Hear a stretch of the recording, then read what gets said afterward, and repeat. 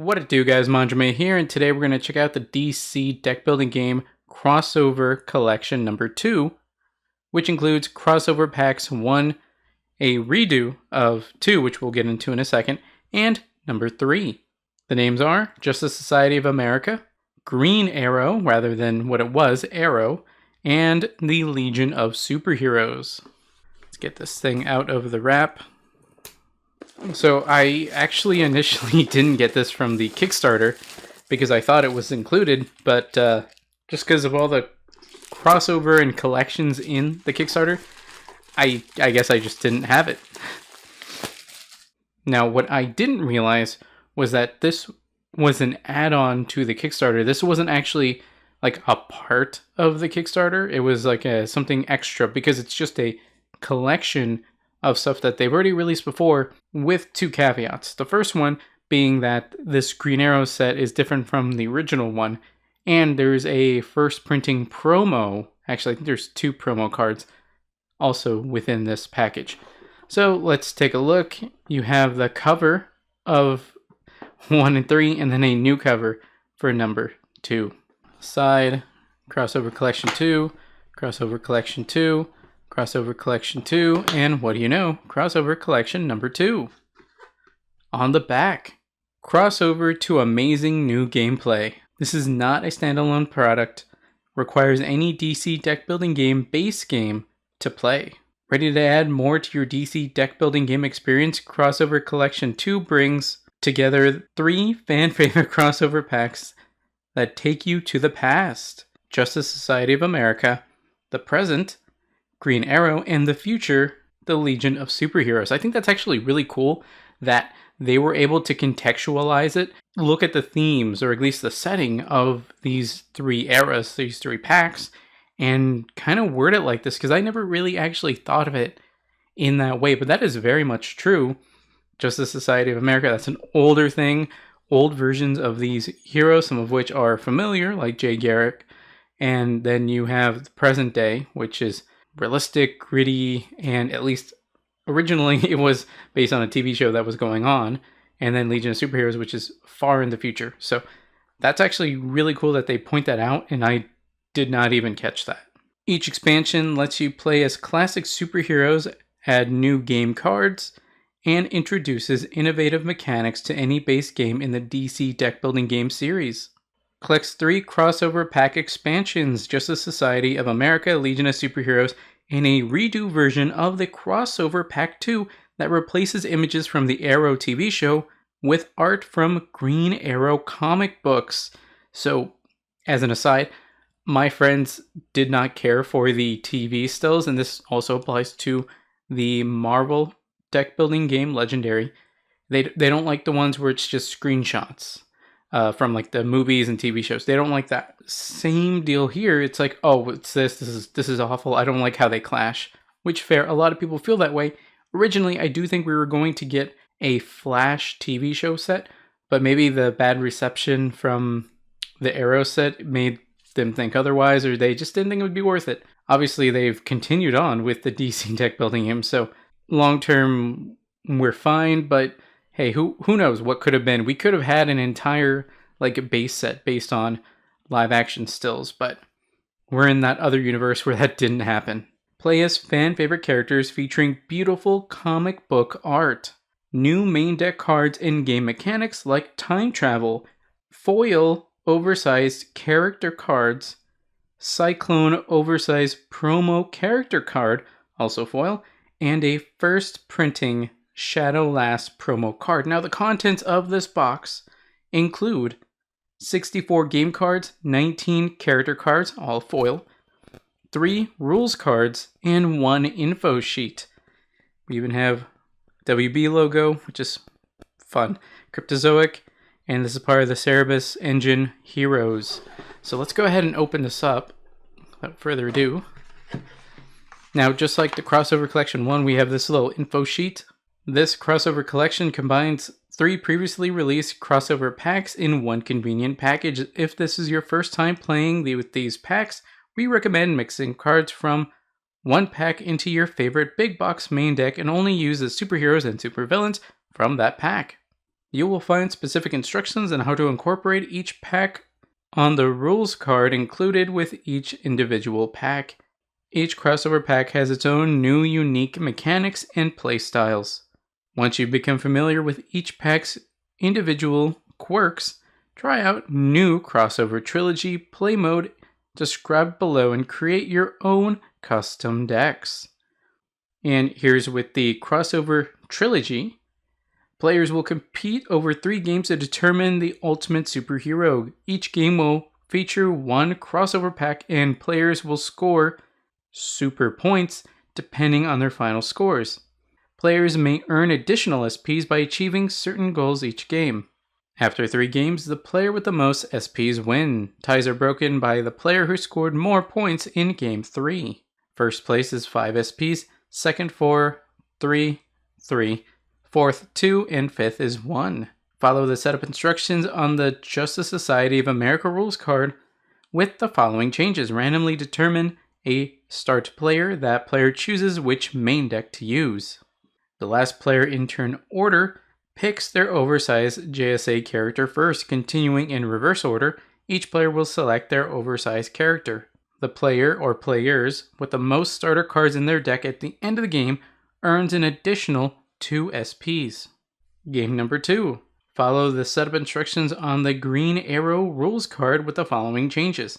Turn order will be determined by each player's ranking in the previous game, with players seated in the order of increasing score.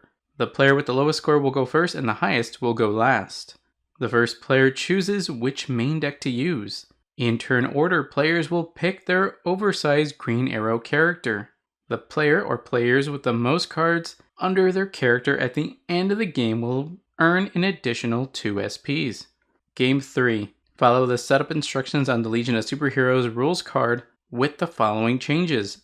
Turn order will be determined by each character's total super points, with players seated in the order of increasing score. The player with the fewest SPs will go first, and the player with the most SPs will go last. If players are tied, the player who got the lower ranking in Game 2 will play before the other tied player or players. The first player chooses which main deck to use. In turn order, players each pick their oversized Legion character. The player or players with the most time travel cards in their deck at the end of the game will earn an additional 2 SPs. Crossover packs are designed to be versatile and can be combined with any deck, but we've found that these combinations will offer additional synergies and fun, or play the best with certain sets. So you have Justice Society of America. Crossover Pack 1 plays very well with Forever Evil. It was one of the first sets, so I personally think it might also just play really well with the base set. Green Arrow Crossover Pack 2 Redo apparently works very well with Heroes United. Then, finally, we have the Legion of Superheroes. Crossover Pack 3 plays very well with Teen Titans. Now looking at the Shade 4 Crossover Collection number 1, Rogues played very well with Forever Evil, which makes sense because you play as bad guys, you get points. Perfect synergy there. Crossover Pack played very well with the Teen Titans set. That's because Teen Titans had a lot of ongoing cards that stay in the field, the benefit of which is that you have abilities in the Birds of Prey set and characters that allowed you to rotate cards, and you would gain abilities or gain effects depending on if you had a card rotated in a certain direction. Then finally, with the New Gods, number 7, played well with the Dark Knight's Metal. Not sure how true that actually is, because I do recall that crossover being almost somewhat like a confrontation, because you're fighting the planets and you have levels to your planet like you would confrontation or a rivals set, but this is what they found to be very good on there. So, and that's the new play mode that they've included here, which is they didn't have to do, so it's cool to see something added, even if it's something I may not use for a while. In fact, that would be a great game night to incorporate these 3, because part of it becomes, all right, we want to play, what do you want to play? So each time it's fun to pick it out. So let's take a look at, oh wow, they even redid that. That's fun. So I guess the first thing's already picked for us. The new divider. And I do have the original one right here. Yeah, it's based on the comic book arc rather than a still from the TV show. And that in itself shows you the conceptual difference between this one and this one. I mean, I'm going to still have this and keep this, but from now on, whenever I'm going to use them, this is the one I'm going to use. So it's cool. Okay, so they did keep these all separate. So we'll go over them one by one. I think I will do the Green Arrow one last, because we'll also be taking a look at each one of the original cards to see how they changed it up. Okay, let's take a look at the first pack. There's only 2 because honestly, it didn't add all that much. If you go back to, I actually don't remember if we had this unboxed before, but let's go over the cards and check them out. Have the Hourglass, the T-Spheres, Liberty Bell, Dr. Midnight, Citizen Steel, Monument Point. Monument Point is really good because when you play your first punch, you draw a card. Now, this original set was one of the first crossovers, and because of that, it utilized punches quite a bit, and that's really strong early game. Girl Power, Mystic Bolts, and we have some villains such as Scythe, Perdigation. Then we have our supervillains, Solomon Grundy, Mordrew the Merciless, Icicle, Cobra, Ultra Humanite, Gentleman Ghost, Eclipso, and Gong. Okay, so this next set is crossover 2, which means this is the end of crossover 2 and goes into 3. And I'm wondering where the new promo cards are. It might just be at the end of this stack. 3.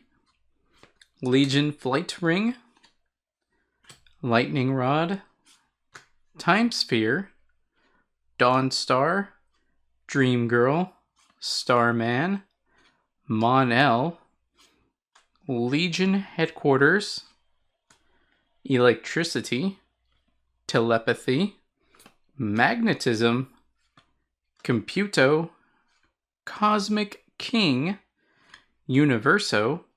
Then for the supervillains, we have Saturn Queen, Mano, Tharok, Emerald Empress, Time Trapper, Lightning Lord, Validus, and Persuader. Now for the promo card for this set specifically, because it is a time travel card, we have Shadow Lass. She's a hero, 3 cost, with time travel, so super cool. Foes cannot avoid your next attack this turn if you own this card plus 1 power. The idea being, if it's in the lineup and you time travel for it, you don't own it. But if you buy it, then you can play it. But then you won't be time traveling. It will still have time travel, the words time travel in it, but you won't be able to time travel it. So that's pretty cool. And any additional cards that have time travel in that set is super good, because once you run out, it's like, cool, that was cool for like the first like third of the game, but once everyone's like bought them all, especially with that unique game mode where you get points for all the time travel cards, you just kind of run out.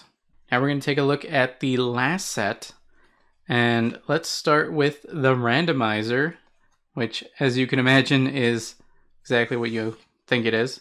So I do believe all the cards are basically translated to their comic book versions. There is one specific exception to this, but we'll get to that when we get to it. So first off, we have Laura Lance in the live action one, whereas in the comic book art, we have Connor Hawke. Then we have Moira Queen, which again, same effect. but now it is comic book art. Then we have Shadow. We have a change from Detective Lance to Emiko Queen, but otherwise similar cards. Next up, we have Verdant becoming the Arrow Cave. We have here explosive arrows. Again, identical, but more thematic. Arrow's bow becomes Green Arrow's bow. The biggest change in this set is that collapsible staff and equipment becomes a superpower, Canary Cry. And while it does make sense to do the change, going from an equipment to a superpower I think is really big. Otherwise, the cards are identical. Mirakuru becomes Survival Skills. Promise to a Friend remains what it was, but is now comic book art. Even You Have Failed This City changes artwork, but is otherwise identical. Another change we see is Mr. Blank becomes Cupid. Huntress becomes Brick. Bronze Tiger becomes comic book art. We see Edward Fires becomes Ned Flanders. China White looks more like her namesake. Deadshot looks more like you would imagine Deadshot to look like. Now, I don't really know what Count Vertical should look like, but I guess the comic book art would be the way to go. Malcolm Merlin, seen here in his comic book art. I guess they didn't like the idea of using Brother Blood because now it's Prometheus. Isabel Roshev has become Ravager. Then, finally, we go from Slade Wilson to Deathstroke. My guess is they just didn't want to use the name Death in the TV show. And I do like how you can see the evolution of the way things are worded. First appearance attack. This attack cannot be avoided. Has become unavoidable first appearance attack.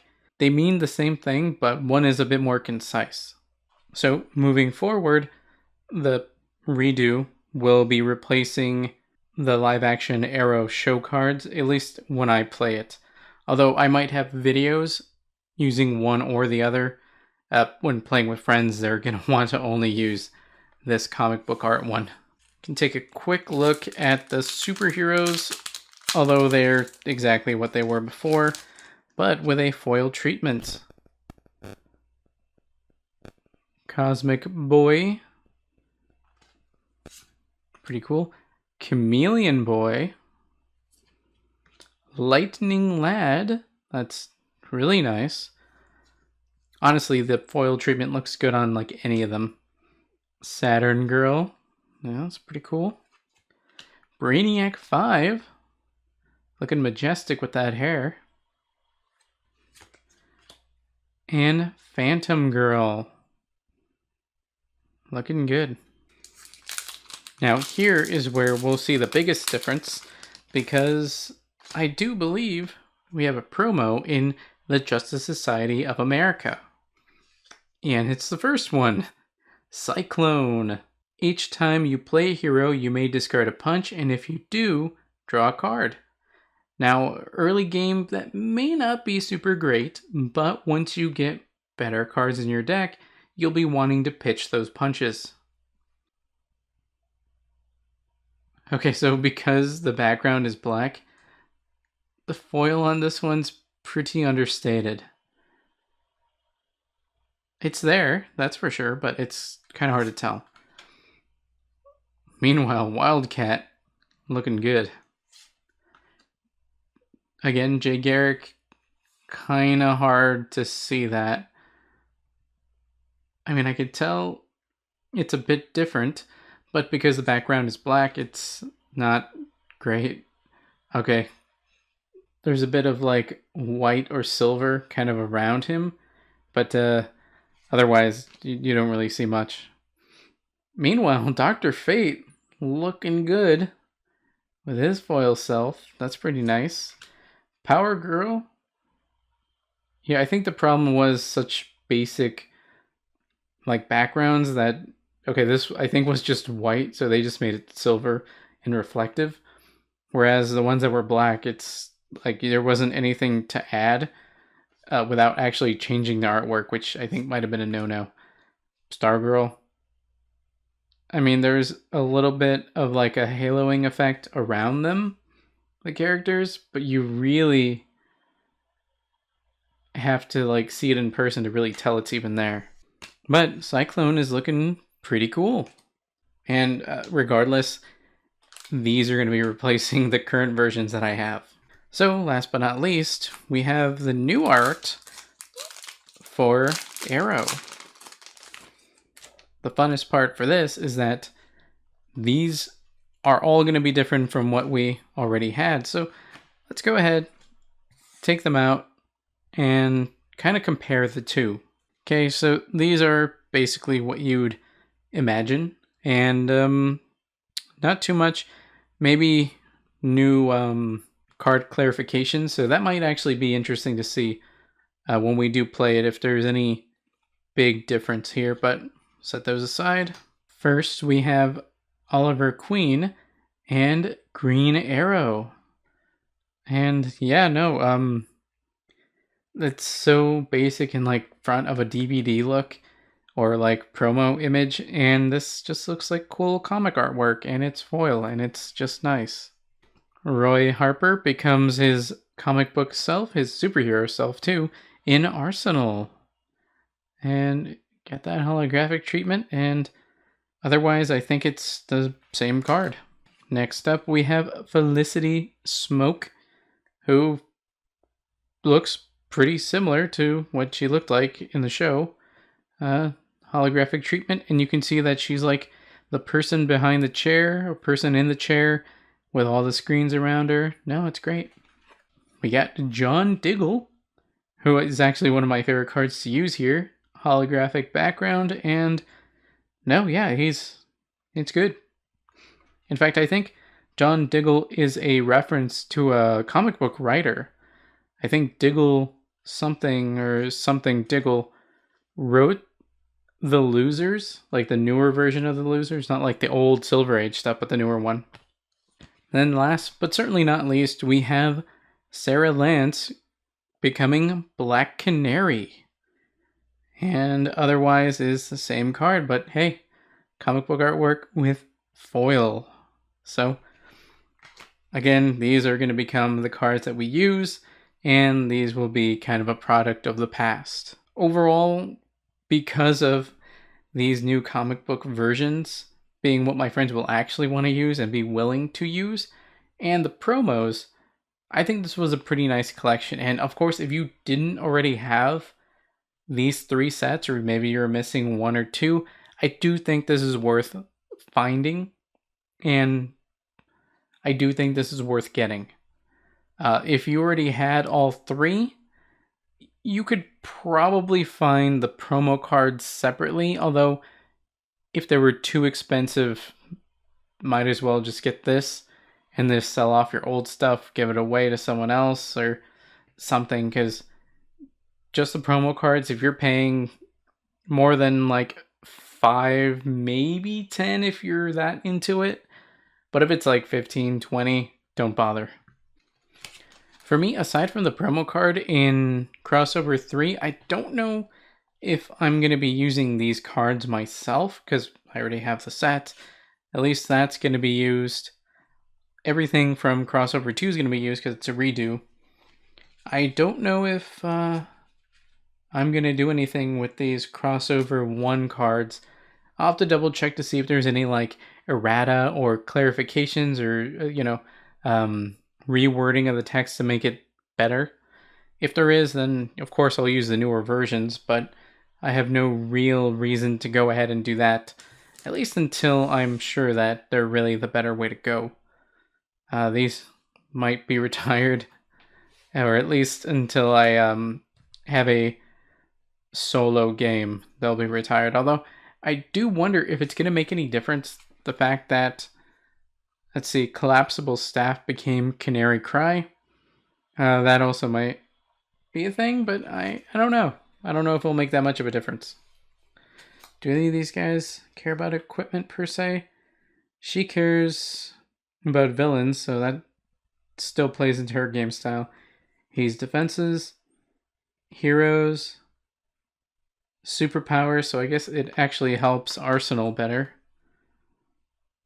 and doesn't help Arrow. So that might change up the dynamic at least a little bit. Granted, the crossover packs don't add all that much. Well guys, that's it for the DC deck building game crossover collection number 2. If you want to learn about the King of the Seven Seas, Aquaman, check out my podcast, Water Damage and Aquaman Podcast, on Spotify, Apple Music, and anywhere you can find podcasts. While you're there, be sure to rate and leave a review. That way more people can find the podcast. If you want to stay up to date on my videos and live streams on both YouTube and Twitch, check out links in the description below. Like, comment, subscribe, and consider joining. That's all for now, guys. Manjoume out.